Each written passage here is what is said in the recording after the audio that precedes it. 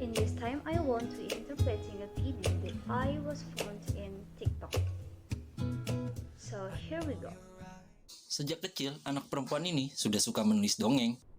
Since childhood, this girl has loved to write fairy tales. Tahun 1984, setelah lulus SMA, ia ingin masuk ke Oxford University.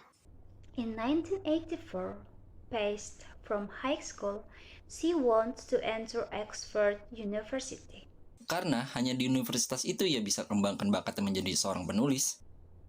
Because at this university, she could develop her talent and become a writer. Tapi ia malah keterima di Exeter University. But instead, she was accepted at the Exeter University. Akhirnya, ia mengambil jurusan bahasa Prancis dan lulus di tahun 1987. Eventually, she majored in French and graduated in 1987.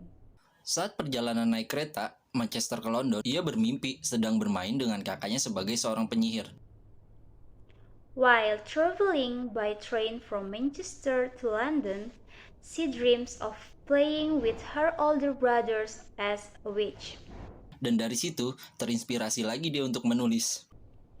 And from there, she was inspired again to write. Di tahun 1990, ibunya yang mendukung ia untuk jadi penulis meninggal dunia. In 1990, her mother will support her to become a writer died. Lalu, ia berhenti menulis dan bekerja di Portugal sebagai guru bahasa Inggris. And she works in Portugal as a French teacher. Di sana, ia menikah dengan George, seorang wartawan, di tahun 1992. There, she married George, a journalist, in 1992. Dan melahirkan anak perempuan bernama Jessica. And gave birth to a daughter and her name is Jessica. Gak lama, ia bercerai dengan suaminya dan memutuskan untuk kembali ke Inggris bersama anaknya. Not long after, she divorced her husband and decided to return to England with her daughter. Karena hidupnya menganggur dan hanya mengharapkan bantuan sosial dari pemerintah, ia melanjutkan menulisnya. Because she is unemployed and only expects social assistance from the government, she continues to write to be a writer. Tiap hari, ia selalu keluar rumah dari kafe satu ke kafe lainnya untuk mencari inspirasi sembari membawa anaknya.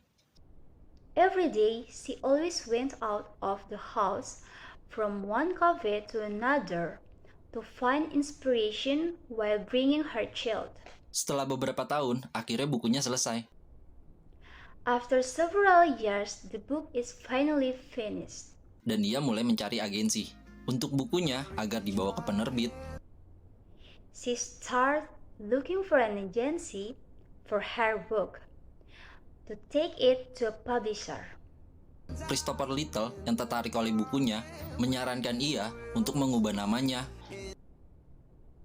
Christopher, who was attracted by the book, suggests that she change her name. Dikarenakan pembaca laki-laki jarang tertarik oleh penulis yang wanita. Because male readers are rarely attracted by female writers.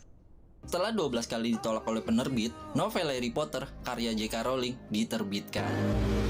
After 12 rejection by publishers, the Harry Potter novel by J.K. Rowling was published.